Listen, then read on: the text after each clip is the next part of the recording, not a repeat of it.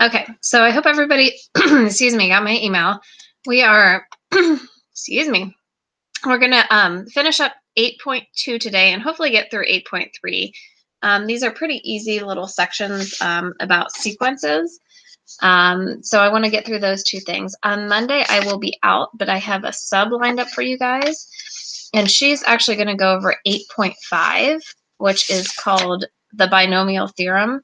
The binomial theorem is pretty much just like the standalone section. It does use the concept of factorials in it, but it doesn't really have anything to do with our sequences per se.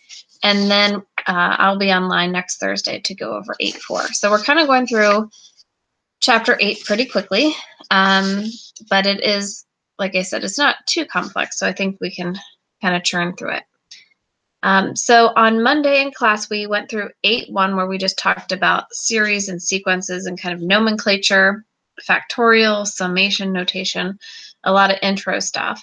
And then we started on 8.2, which is our arithmetic sequences or our arithmetic sequences, depending on how fancy you want to say it.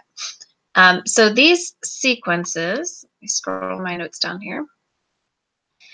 These sequences are kind of those ones that when we first start out learning about, you know, a pattern and that kind of thing, these are the ones that you think of. So these sequences, when they're an arithmetic sequence, that means that they have one number that is the common difference between each number. And we call that number D.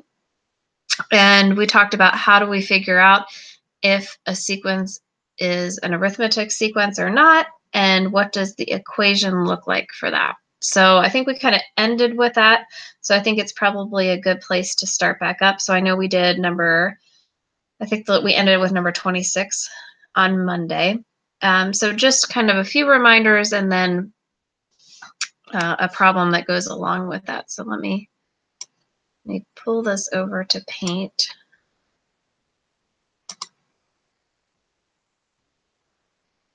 Okay, here we go. So here, right here is, we have the general formula for an arithmetic or arithmetic sequence. I just can't decide how I want to say it. So basically, we can find any term. So the term that we're trying to find, say we want to find the 10th term in our sequence, then this would be a sub 10. So the n in this formula represents the term, the number, the nth term, which you can see up there. And that is equal to the common difference. This is what we were talking about, the difference that is in between every number times the number of that term. So in this case, it's the 10th term, plus some constant. So this formula actually should remind you, I meant to say this on Monday, but it actually reminds you an awful lot of another formula that we spend a lot of time talking about in algebra. Y equals mx plus b, right? So these two formulas have a lot in common, right? This is C or B is our constant term, right? It's our starting term when x equals 0. M is our slope, so it's talking about the change, and D is our constant in between the two. So you'll find if you graph an arithmetic sequence, it's going to look an awful lot like a linear equation. Will look like a linear equation. So I just thought I'd point that out. Okay, so that's that. There's also, which I didn't point out a whole lot on Monday, I didn't really highlight. We can find, so this is the formula, right? And it works for any term in our sequence. We can find this constant just by plugging it in, kind of like we've done before when we find B. There's also this relationship where the constant equals the first term minus the difference. So that's another way to find the constant if you're given the first term, kind of a shortcut. But we're not always given the first term, so I don't think that one's quite as common that we use. Okay, so I think everybody kind of remembers that. Pretty straightforward, right? So where I'd like to start is I'd like to do number 32, an example of number 32. Yes, let's do number 32. So write the first 5 terms of the arithmetic sequence. Use the table feature of a graphing utility to verify your results. So you'll see here that number 28 and number 29, so those first 20, 27, 28, 29, those are pretty easy because they give you the first term and then they give you the difference. So you don't even necessarily need to figure out what the formula is, right? For these sequences, because you can just use the fact that you know the first term and you know the difference and write out the sequence from there. So what I mean by that is, like, for number 28, you know the first term is 5, right? And the difference, that's tiny little numbers, is -3/4. So then my next term is going to be 5 minus 3/4, which is, I'm not going to do all that math, 7/14. And then my next term will be 17/14. 17/4. And then my next term will be 17/4 minus 3/4, which I'll end up with 14/4 or 7/2. Sorry, I was looking ahead. And so forth. So if you have the first term and you have the difference, even though this isn't very fun because it's a fraction, you can just write out the terms of the sequence. If I wanted to use a table feature, I'd have to go ahead and write the formula for that. So in this particular case, we could do that. But what I want to talk about is number 32 is the one I really want to get to, because this is one where they give you 2 terms in the sequence, but they are not consecutive and they don't give you the first term. So in number 32, they say their 6th term in our sequence is -38. And our 11th term in our sequence is -73. 73. And they want us to find the first 5 terms of our sequence. Okay, so what we need to do is we need to figure out how we're going to fill in this formula, right? We know 2 of the terms, so we know kind of what that looks like. But what we need to figure out is the common difference between the 2. So we did a little bit of this. This is the last thing that we did on Friday. If we have 2 terms, but they're not consecutive, so they're not, the 6th and the 7th term, that's easy to find the difference, right? If we have terms that span a longer number, then what we can do is we can say that the difference of A11 to A6, and we find the difference between the 2 values in our series, and then we know that that spans from the 11th term to the 6th term.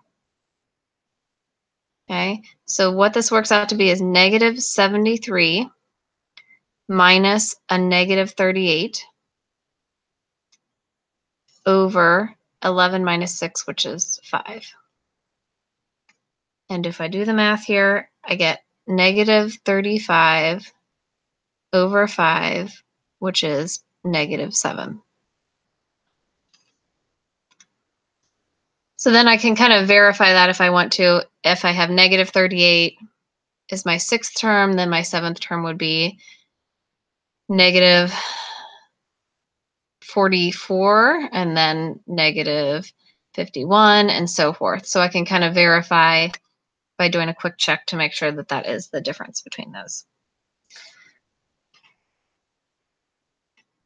So once we have the common difference, then we can go back to our formula that's the generic formula for any term in an arithmetic sequence. So if we have A sub n equals our difference, which we just found is -7, times n plus c.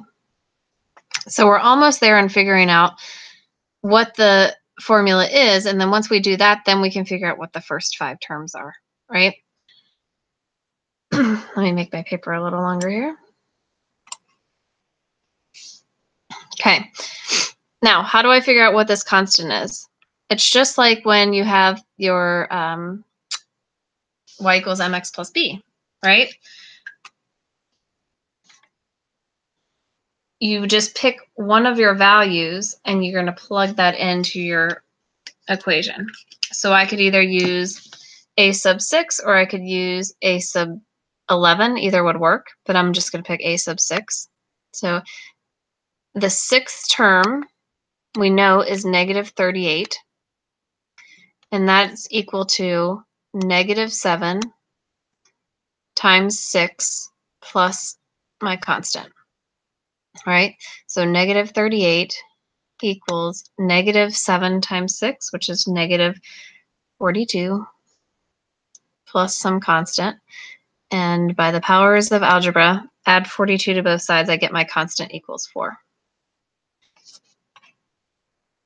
So my generic formula, after all that work, is that any term in my sequence is defined as negative 7 times n, which is the number in the term, plus 4.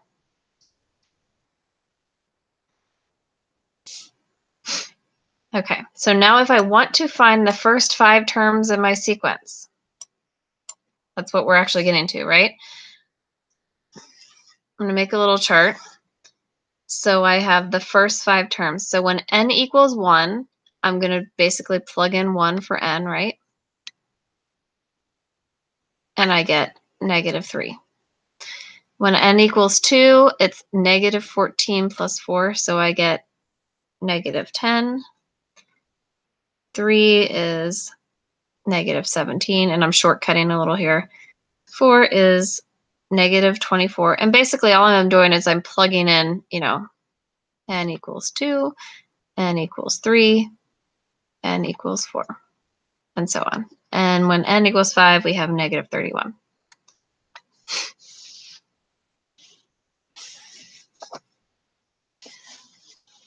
Okay, so then the last part of this is to use a table feature of a graphing utility to verify your results. So this isn't a bad idea to do this. We have Desmos up here. I do.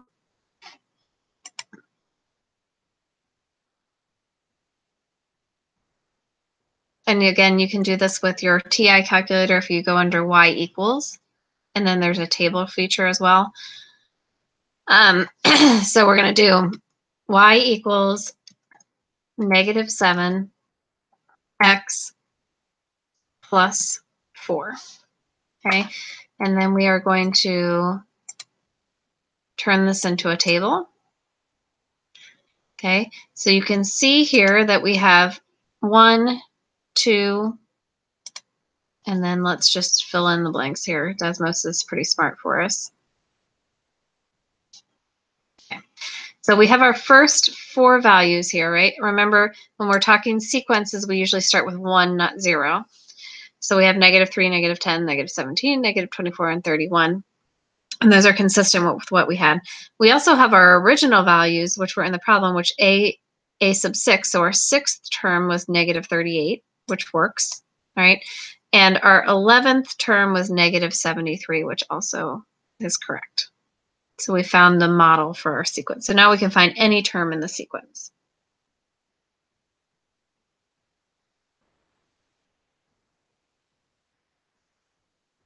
Okay.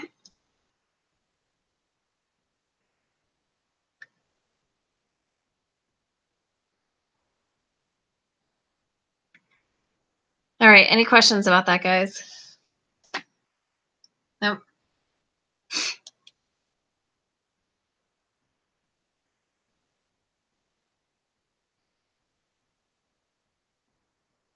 All right, good deal.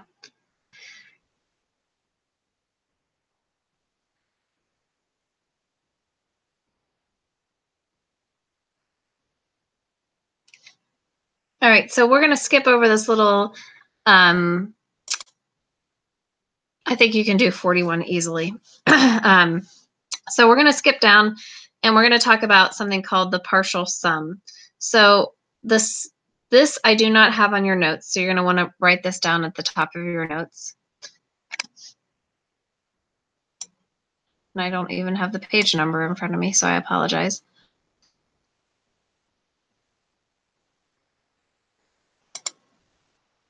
Okay, so what we want to talk about now is how do we figure out, so we know that we have these arithmetic sequences, right? We know that we can figure out what they are. We've gotten pretty comfortable with that. Well, now we want to know if I have any arithmetic sequence, can I add all of those values up if it has a finite number?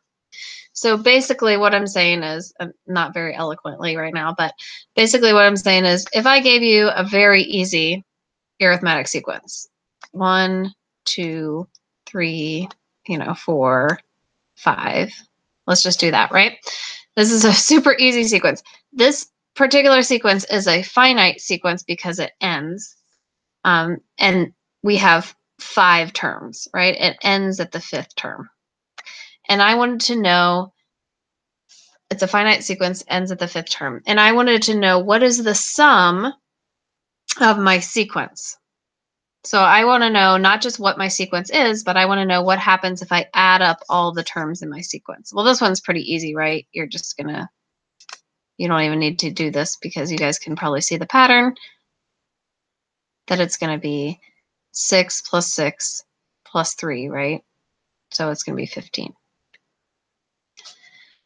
Or we could do it some other ways. All right, so this is 15. Pretty easy. But what if I wanted you to find the sum of a arithmetic sequence, and I wanted you to find the sum of the first 100 terms? So actually, some smart mathematicians a long time ago have come up with a how to find the sum of a finite arithmetic sequence. So I did write down the page number. So this is on page, if you want to reference your book, page 595. Okay, and this is the sum of a finite arithmetic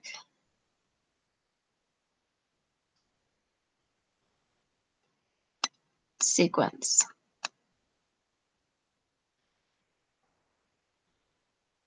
And the formula is the sum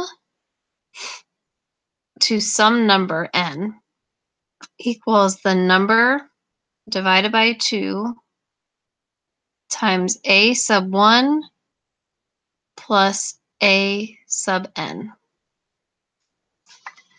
Okay, so basically if you're taking the sum of the numbers from, let's say if we were taking the sum of the numbers from 0 to, or from 1 to 100, from 1 to 100. Okay, you're basically going to take the first number, which would be 1, and the last number, that's 100, add them together, and then you're going to divide and multiply by 50. Okay, that was kind of a little confusing example there, but I think the formula kind of makes sense as you start to look at it. Okay, so this is the sum of a finite arithmetic sequence, and that's really written sloppily. I apologize. This is true for any arithmetic sequence. So you can use this if you have 5 terms. You could use it if you want to sum the first 1,000 terms. Where it fails is if you want to take your sequence to infinity. Then you can't ever find the sum, right? We have to have some ending point to be able to use this formula.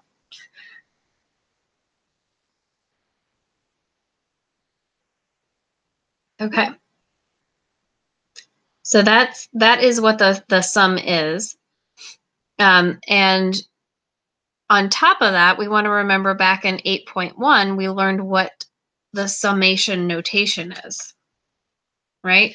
So summation notation, if you recall from 8.1, is when we have our Greek letter sigma, right? And that tells us our initial value. So start at 1, maybe, and we go to 100 of some, you could just say of I. This is basically what our problem would look like. All right, does that kind of make sense?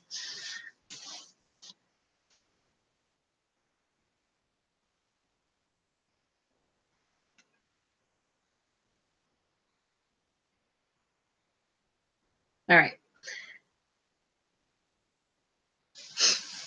So then if we want to actually find the sum, let's try one of these problems.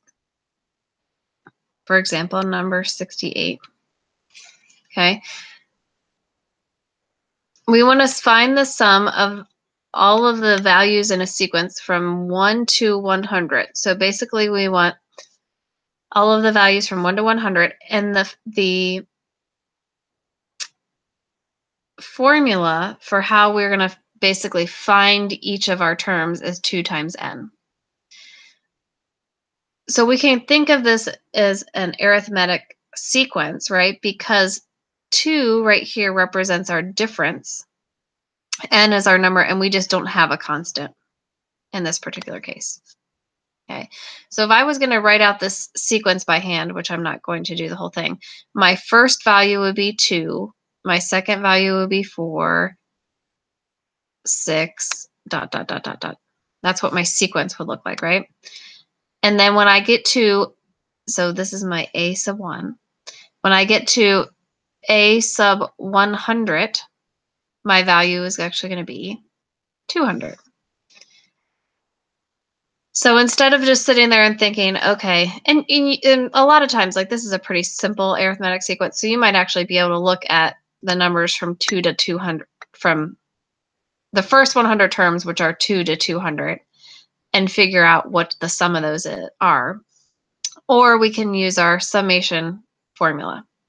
Okay, so this just tells me the sum of all my values to 100, and this is just a plug-in, equals 100 divided by 2 times my first value, which is 2, plus my 100th value, which is 200. And if I do the math for that, I end up with 10,100 if I add up all my values.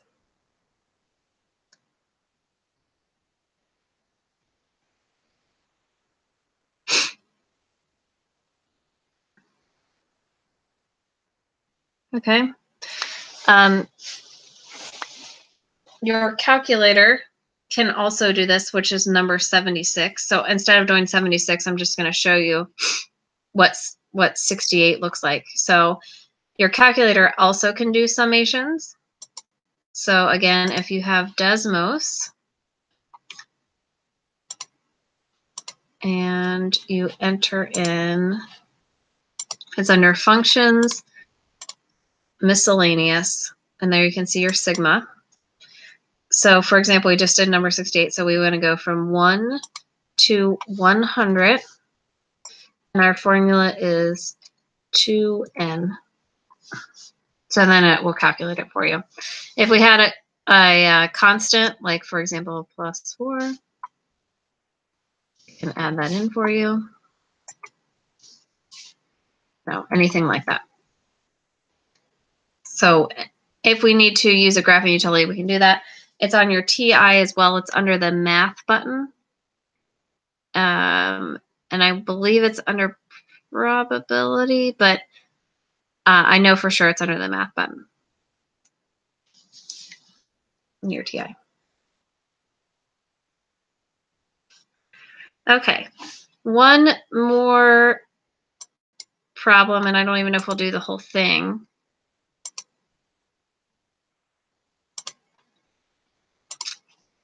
Nope. Is number 70.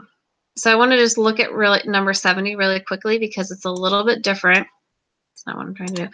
It's a little bit different and how we need to think about how to solve the problem. Okay.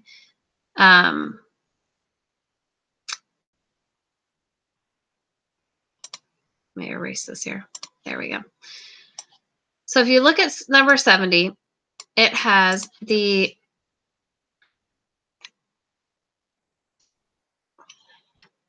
if I can get my pen to work, there we go. It has the sum of a sequence that is 7 times n. N starts at 51 and ends at 100. So I want to add up my sequence from 51 to 100. And I just erased it, but what you'll notice with my formula to find the sum of a sequence,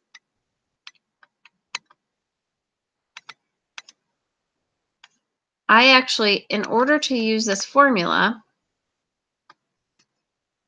I can't just plug in a sub 51 to a sub 100 and use this formula. You have to use the first term in your sequence in order to use this formula. So I don't actually want the sum of my formula from 1. I want it starting at number 51. So let's think about how we could do this using what we know. So what if instead of using this whole summation, right, we kind of broke it down into parts. So what if we took the sum, well, let me write it a different way. We took the sum from the first value to 100, right? We know how to do this. This is easy with our formula. We took that, and then we subtracted out the sum from our first value to 50. So what I mean by what I'm saying is we take the sum of our entire sequence from 1 to 100. So the sum of all this, right? We're taking that. And then we're subtracting out the sum of our sequence from 1 to 50. And that'll leave behind the numbers that go from 51 to 100. So that's kind of my hint for number 70, 69, and 70 is make sure that you're using the formula in a way that you have the first value of the formula somehow in your equation.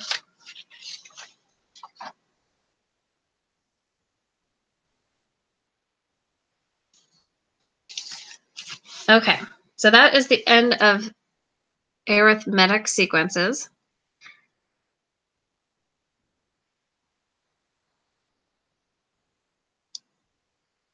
I think you guys should be able to do that. Pretty straightforward.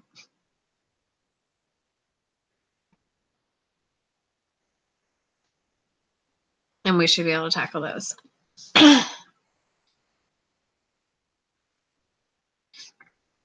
So now, I don't know if we're going to get through all geometric sequences, but let's go ahead and get started, and we'll see how far we can get. These are going to feel very familiar, just kind of a different kind of pattern. Hey, Aiden.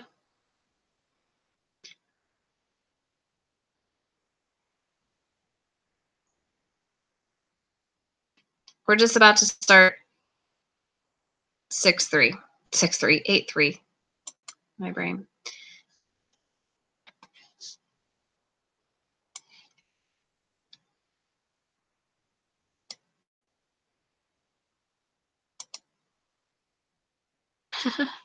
That's all right, Aiden. Hopefully you got some good progress on the essay. I did record the first part. We just basically just finished up 8-2 with our arithmetic sequences. Okay, so now we're going to switch gears to geometric sequences. These are going to feel very familiar with one, well, familiar in the fact that we have this idea of a common, instead of a common difference, we have a common ratio. And we have a formula that we can find any term in our geometric sequence, just like we can find any form in our arithmetic sequence. So they have the same kind of commonality. They're different things. So when we're talking about our arithmetic sequences, right, our arithmetic sequences, they have this common difference. So basically, you're either adding the same value to every term in your sequence, or you're subtracting the same value. When it comes to geometric, we're basically either multiplying by the same value to get to the next term in our sequence, or dividing or multiplying by a fraction, however you want to think about that, to get to our next value in the sequence. Okay, so that's how they differ. And you can see here the top blue box actually tells you that instead of having a common difference, we have something R called the common ratio. So when we compare our first or our second term to our first term, the ratio of our second to our first term should be equal to the ratio of our third term to our second term, should be equal to the ratio of our fourth term to our third term, and that should all be a common ratio. Okay, so let's look at some of these. Some of these are going to be super easy. Number 1 down there, we have 5, 15, 45, 135, and so on. Okay. Is this a geometric sequence? Well, what we're going to do is we're going to look at the ratio of our second to our first term, 15 over 5, which is 3. Does that equal the ratio of our third to our second term, 45 over 15? It does. That checks out. And then does that equal our ratio of our fourth to our third term? Yep, it does. We should be good to go. So number 1, yes, is a geometric sequence. And then I want to know what my common ratio is. So my common ratio is 3. So just like in your arithmetic sequences, it's the difference of your second to your first term, right? It's a sub 2 minus a sub 1. And when you're finding the common ratio, it's a sub 2 divided by a sub 1. So it's your second to your first, not first to your second. Okay.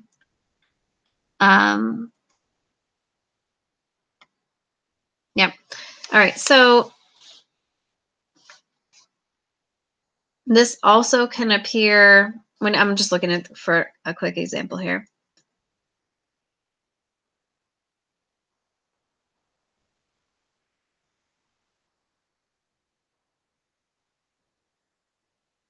So this also could be like number 8.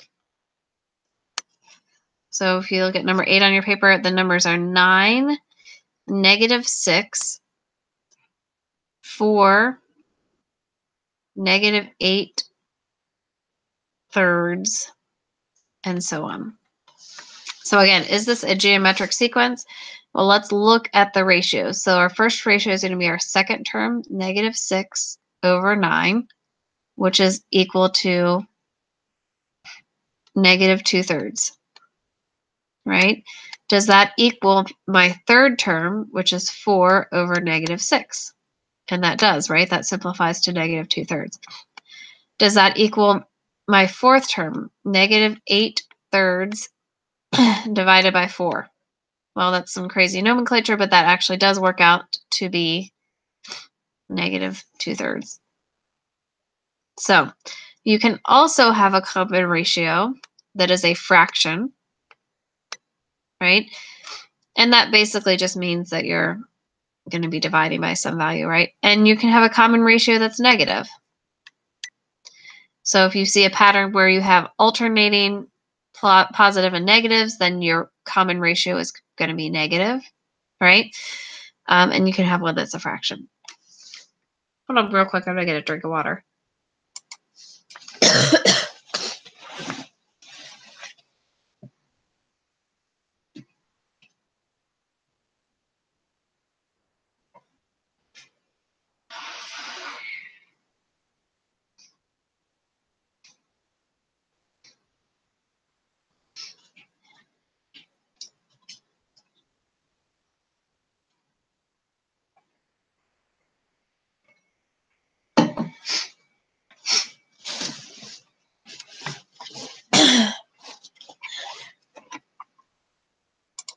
Okay, I'm back. That should be better. All right, so this is all going to look very familiar. We're going to be doing the same types of things, but instead of having a common difference, we're going to have this common ratio. So then if we kind of skip down a few problems here.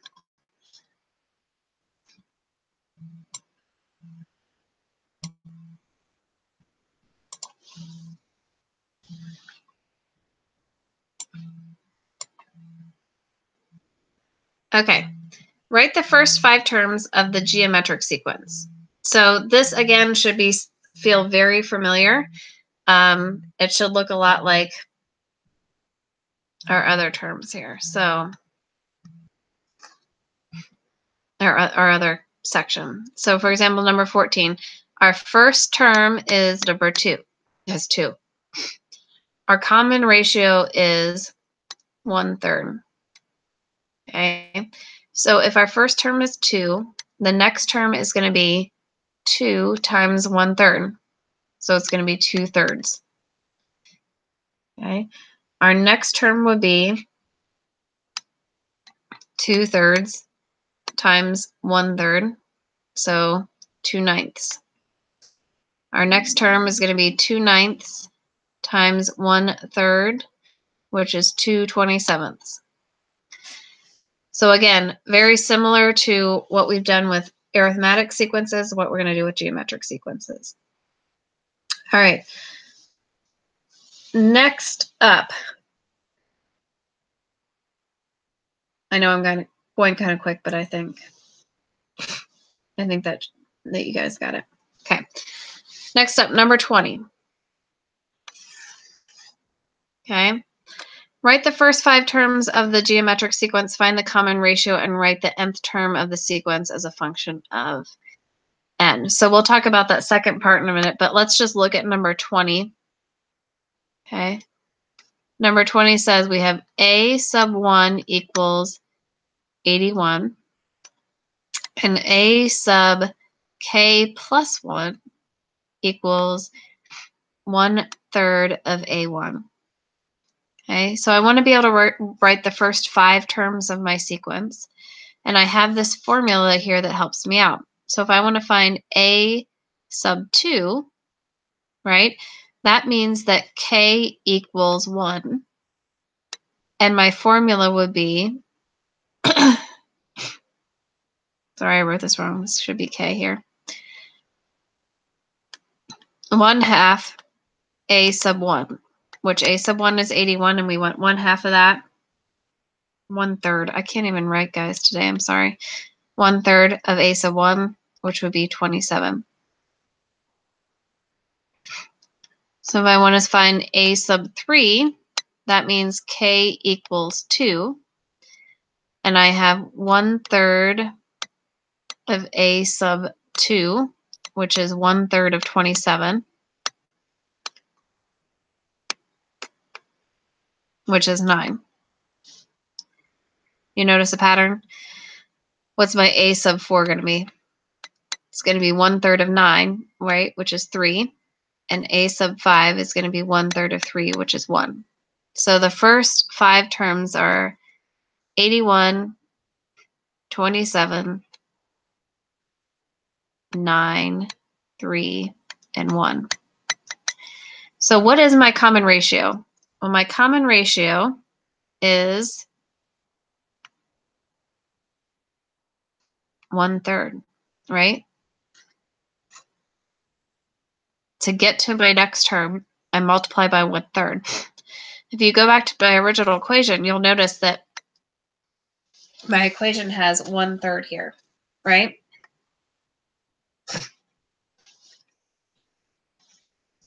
So, not rocket science or anything, right? Write the nth term of a sequence as a function of n. So this is where we want to actually pull in some knowledge. We want to pull in what's at the top of your page, which is right here.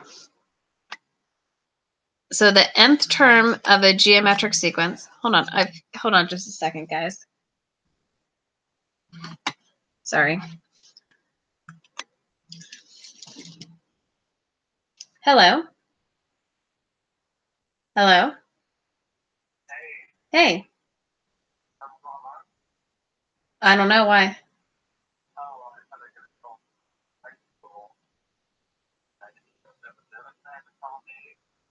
I just got a voicemail. Hold on just a second. Let me listen to it. I'll call you back.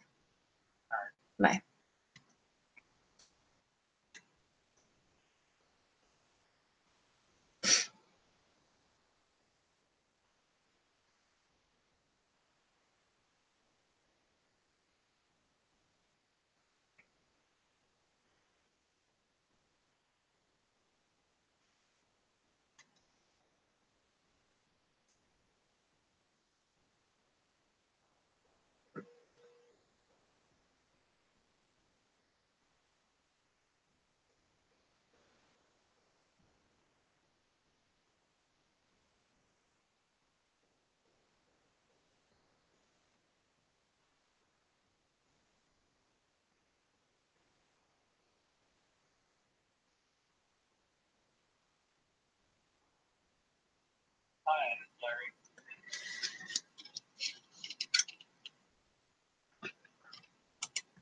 I apologize for that, guys. Sorry, my son he's at a class, and I guess the time got changed, so he kept calling me on the phone. So sorry if I sounded distracted.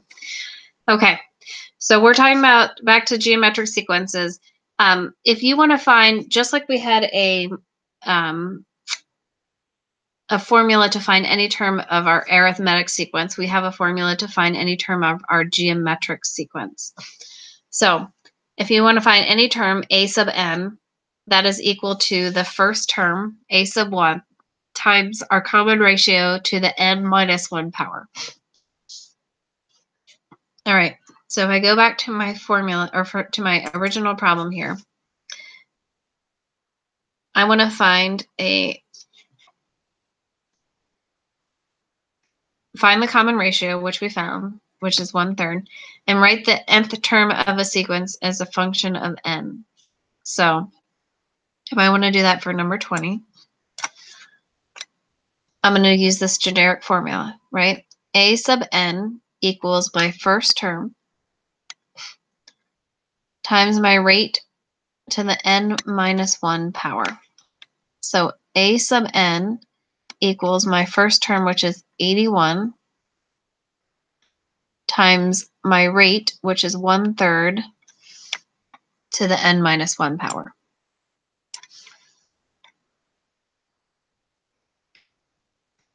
Okay, so this will be your generic formula for your geometric sequence. Sorry, I'm a little all over the place, but I think this actually makes sense, right? You're basically taking your first number, and then to get to your next number, you're multiplying by 1/3, right? To get to your third number, you're multiplying your first number by 1/3 by 1/3 again. That's 1/3 squared, right? To get to your fourth number, you're multiplying your initial number by 1/3 by 1/3 by 1/3. So I feel like it kind of makes sense once you see the formula. You're multiplying by that common ratio every time, and that's where this power comes in, right? We do it to the n minus 1 power because you have your initial term. So you're multiplying it, if you're trying to find your second term, you're only multiplying one time. So that's why your number is your second term, but you're multiplying one time. Okay. So hopefully that kind of makes sense to you guys. I know it was a little all over the place.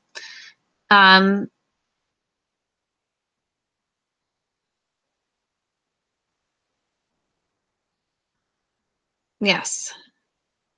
Okay. So then what about, like, for example,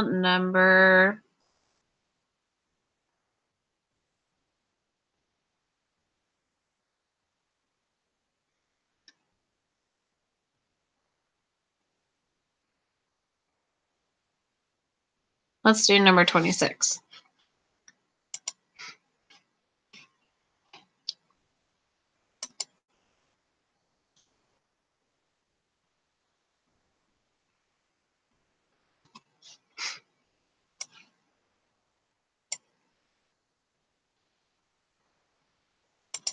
Because I'm looking at how I did 26, I think there might be an easier way, but I'm going to stick with what I have written down, but you might actually come up with an easier way. So number 26, we have find the nth term of the geometric sequence. Use the table feature of a graphing utility to verify your answer numerically. Okay, so number 26, we have a sub 1 equals 5, and a sub 3 equals 45 over 5, and n equals 8. So we want to find the 8th term in this sequence. Okay, that's 45 over 5, that's over 4. So that would make it a little easier if we had that, right? Okay. So this is how I did the problem. There might be a slightly easier way, but I can't think of it off the top of my head. So we know that the generic formula is any term in my geometric sequence is equal to my first term times my rate of, or my common ratio to the n minus 1 power, right? So we have enough information to fill in this formula. So we know that my third term of the sequence is 45 over 4. And that's equal to my first term times my rate to the n minus 1 power. So in this case, n is 3, so it's 3 minus 1 power. So my equation actually, when I simplify, looks like 45 over 4 equals 5 times r squared.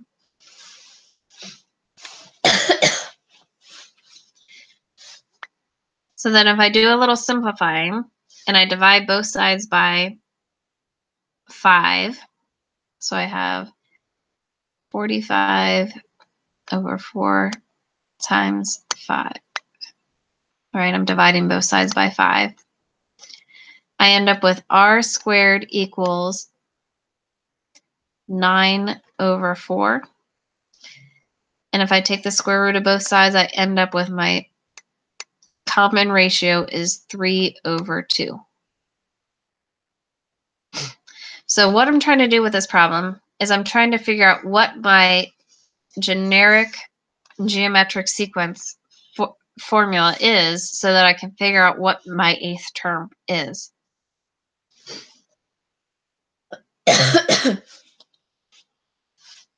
Okay. So first what I had to do is figure out what my common ratio is, and then I can plug that back into my equation.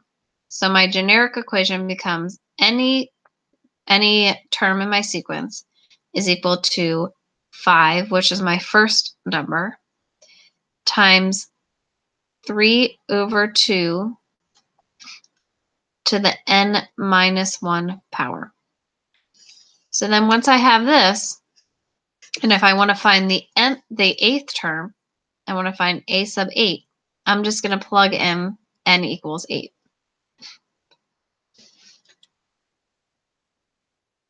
Okay. I'm going to switch this a little bit, and I'm going to use my table feature to verify that my formula is correct. And then I'm going to actually see what my 8th term is.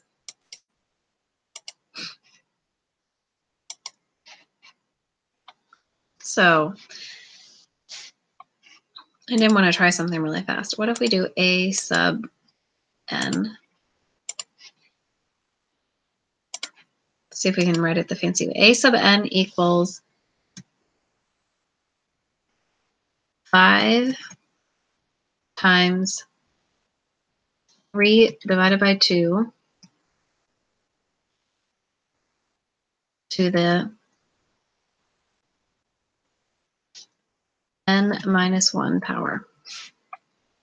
Okay, and if I switch this to a table, it doesn't like that. I was hoping we could be fancy. Let's do y and x.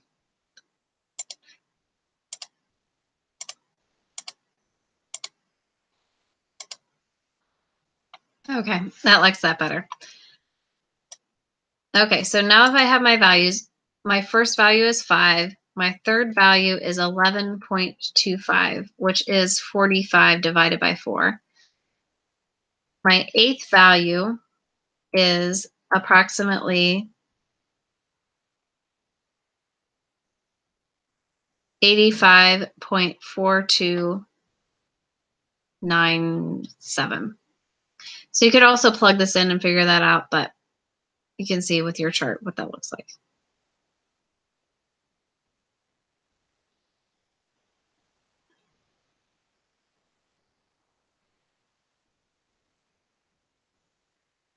Okay, guys.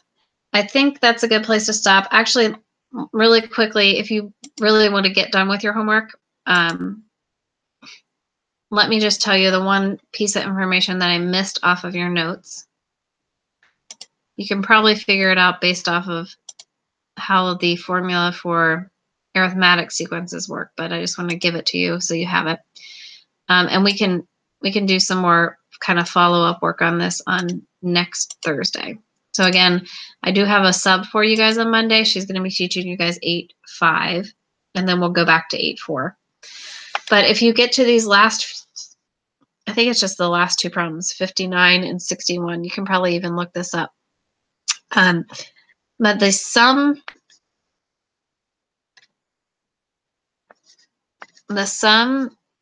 of an infinite, so you'll notice this is different. When we were subbing up arithmetic sequences, we were talking about finite sequences, ones that end.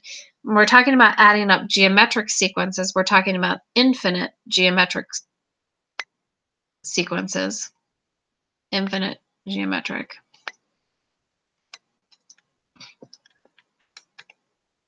The formula for that is that the sum equals a sum 1 over 1 minus the common ratio r.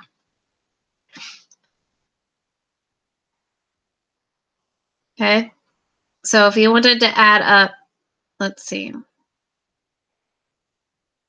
Well, I don't have a quick example for you.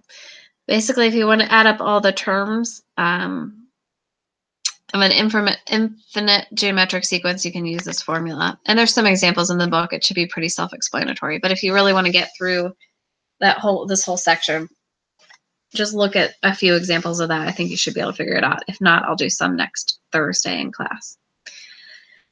So thank you for sticking with me, guys. I know I was a little distracted with my son calling and coughing and all that good stuff, but I hope you have a good week, good class on Monday. I will be online next Thursday. You can email me with any questions. But I was talking to Aiden.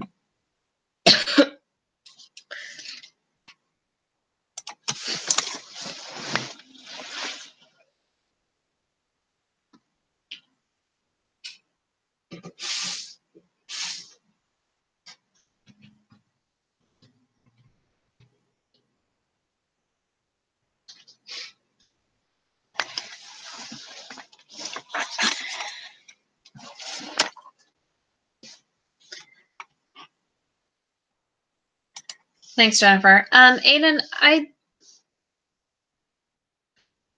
maybe it could count as a geometric sequence. Let me think about that. Fibonacci sequence is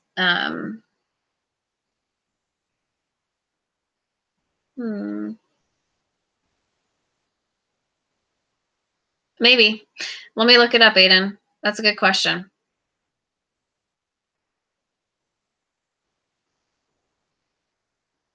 I will look it up, see. Yeah, I know. It's not. That's why. I mean, so it wouldn't technically be geometric or arithmetic because you don't have that common ratio or common difference. But it definitely.